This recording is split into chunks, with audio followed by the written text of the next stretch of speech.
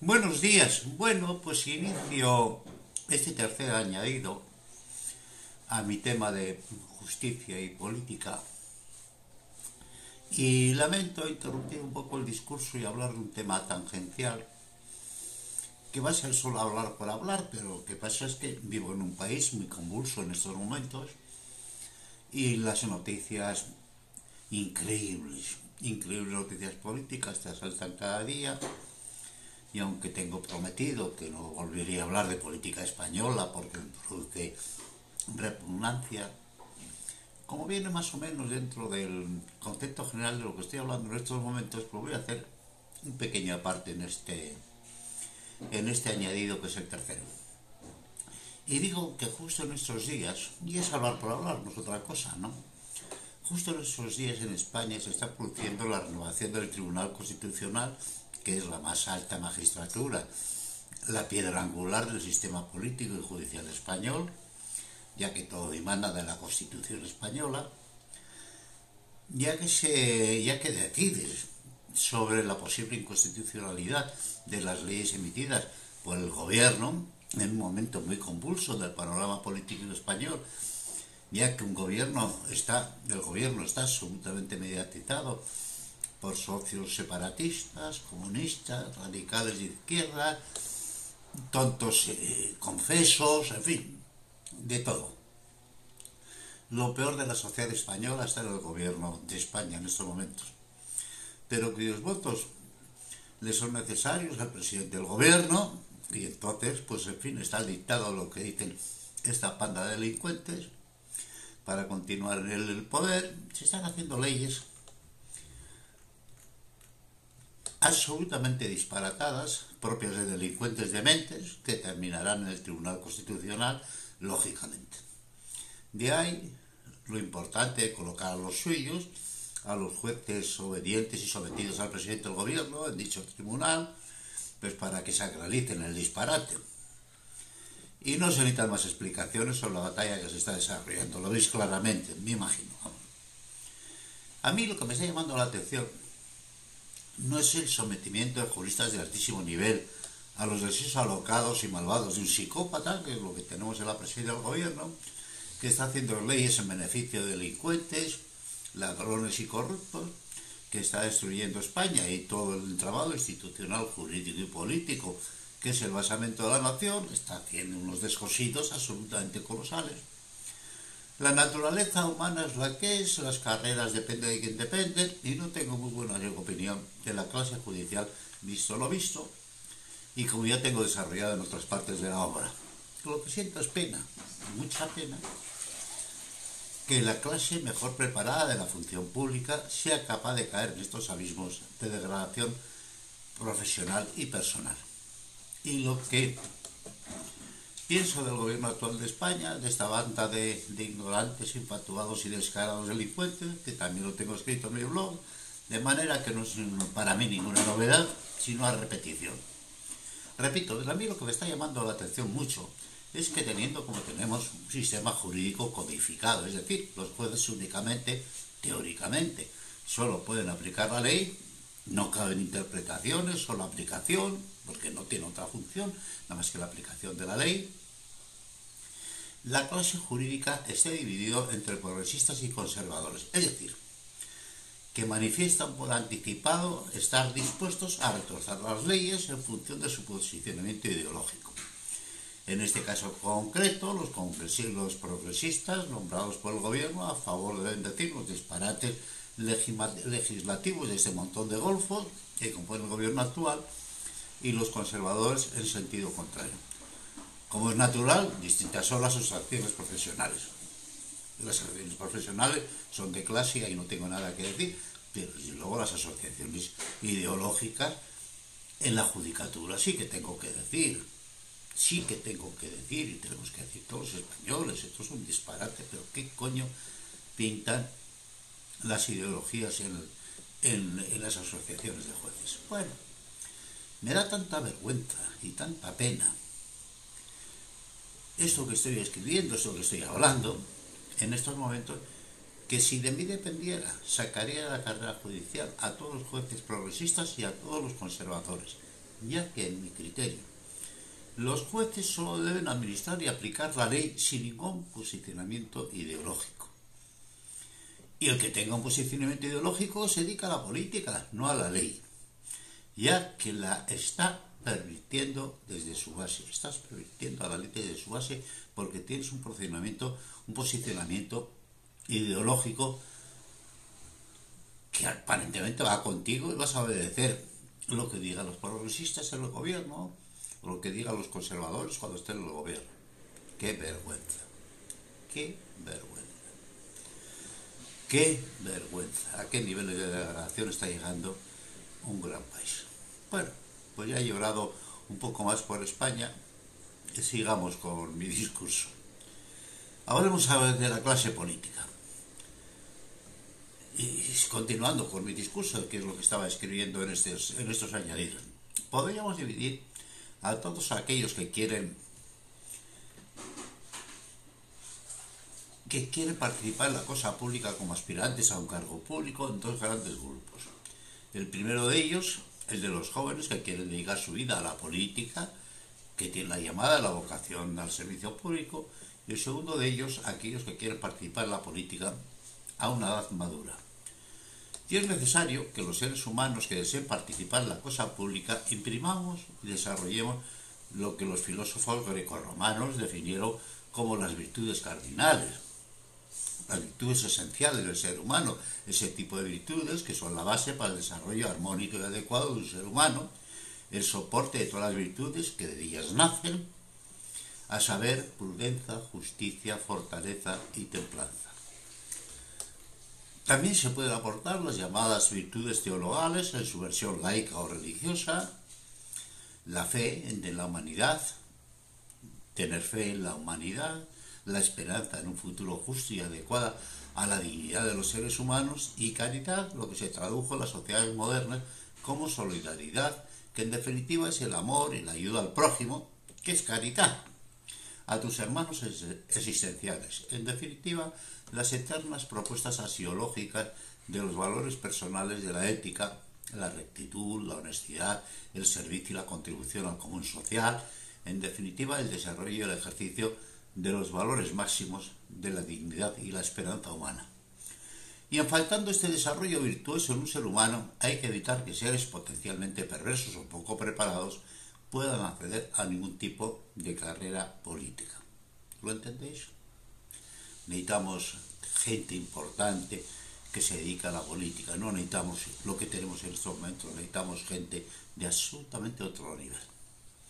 Y para los jóvenes que quieran acceder a un puesto político para poder vivir del presupuesto, hacer una carrera pública, en la función pública, la primera exigencia sería una licenciatura de primer nivel obligatoria. Si su inclinación personal es dedicarse a la política, el camino sería, mediante becas y las ayudas que sean precisas, realizar un doctorado en su especialidad y a continuación una carrera de 3 años en ciencias políticas con los estudios a diseñar, que preparar al joven en los más altos valores humanísticos, políticos, éticos y morales de la civilización humana. Este es el tipo de gente que necesitamos en política. Este es el tipo de gente que tenemos que formar, que es lo que necesitamos en política.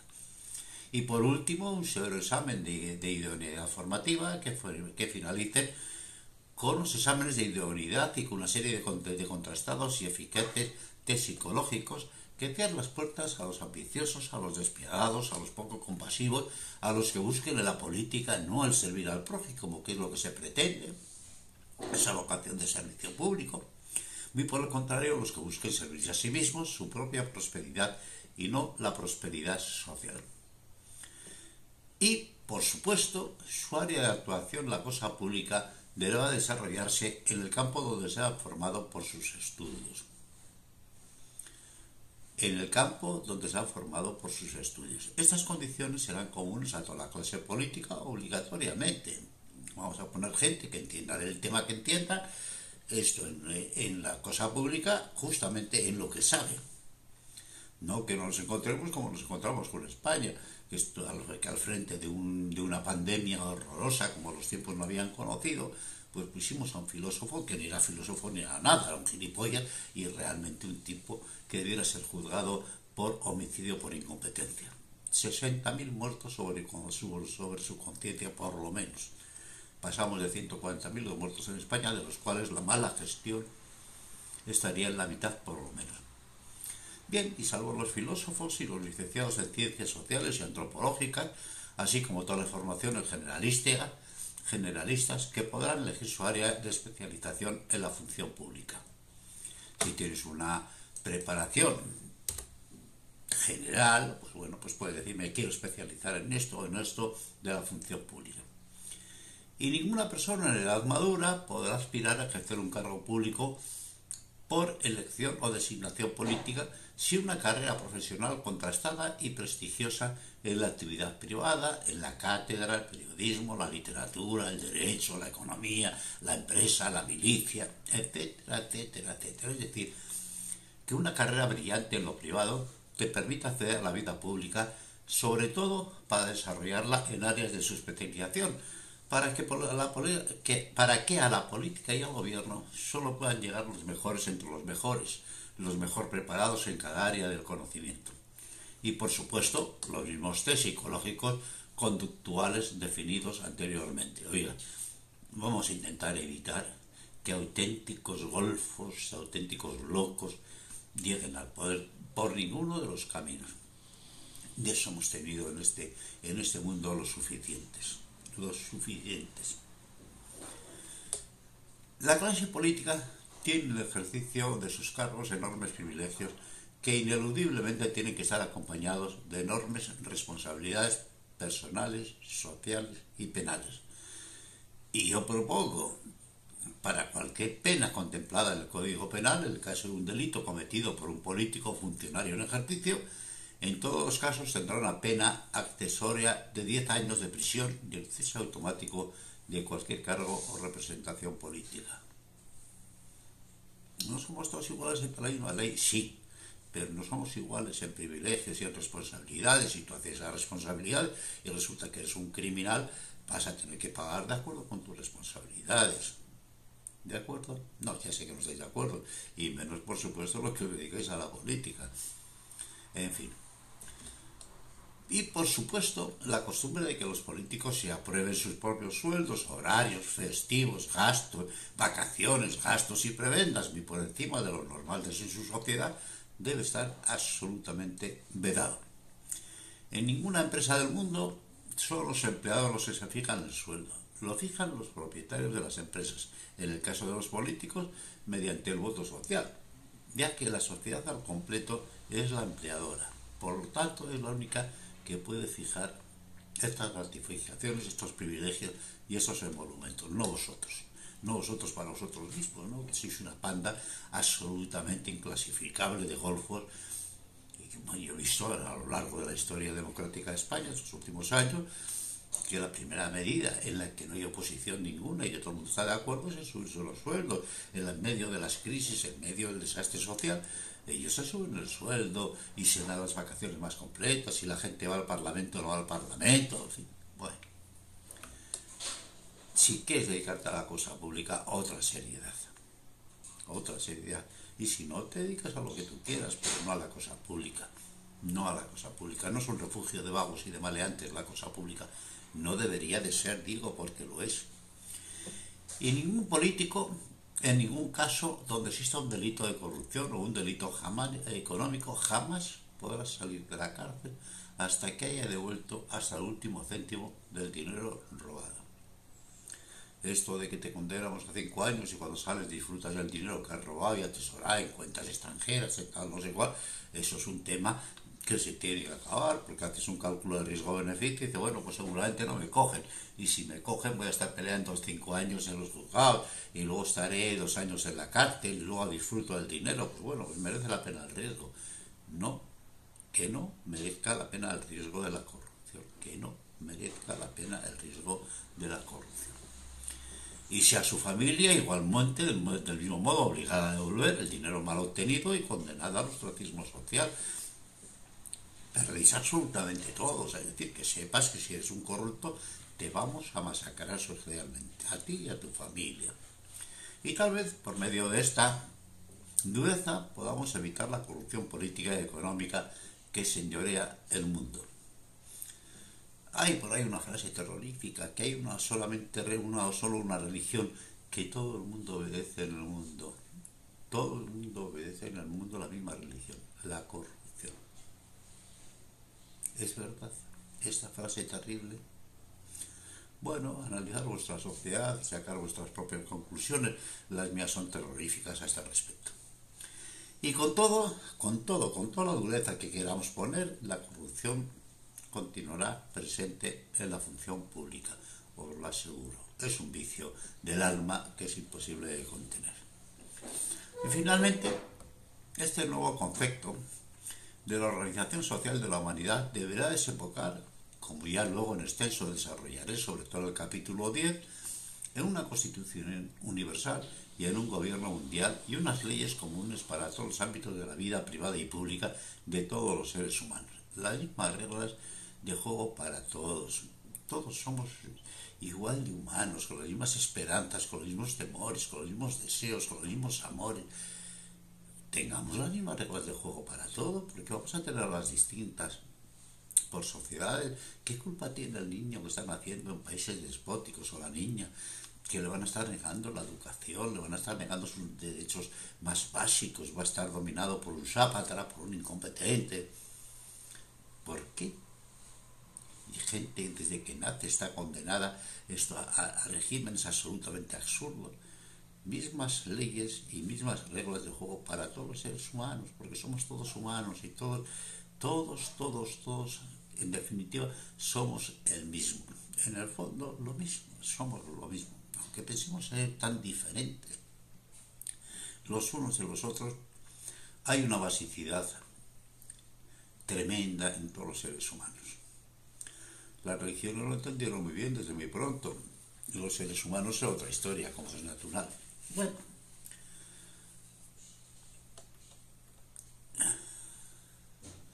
y esta unificación jurídica es inevitable y es esencial. La unificación política y jurídica universal. No hay otro remedio. El mundo tiene que ser gobernado por una unificación de la humanidad. No hay otro remedio, no tenemos otro camino. E igualmente necesitamos una declaración universal de las obligaciones humanas, ya que en razón no se puede disfrutar de derechos sin la contrapartida de obligaciones. Tanto la adecuación y mejora de la Declaración Universal de los Derechos Humanos como para la preparación de la Declaración de las Obligaciones, necesitamos tener en cuenta muchas cosas. Pero vamos, en estos últimos tiempos, la Carta de la Tierra es imprescindible que la tengamos que asociar. El documento sobre la fraternidad humana, la paz y la convivencia, emitida por la Iglesia Católica y el Islam. El manifiesto Russell-Esten, que me parece que es un documento de primerísimo nivel.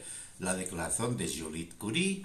Y en definitiva, hay que tomar en cuenta todas las aportaciones morales que en este convulso siglo y también en los precedentes hemos ido trabajosamente aportando al común de la humanidad en la búsqueda de un sistema político, social y jurídico que debe y que pueda integrar al total de la humanidad y encaminarnos hacia nuestros mejores sueños colectivos. Bueno, y digo para terminar esta entrada que el mundo se ha hecho demasiado pequeño e interdependiente para que la humanidad pueda enfrentarse al futuro de otra forma.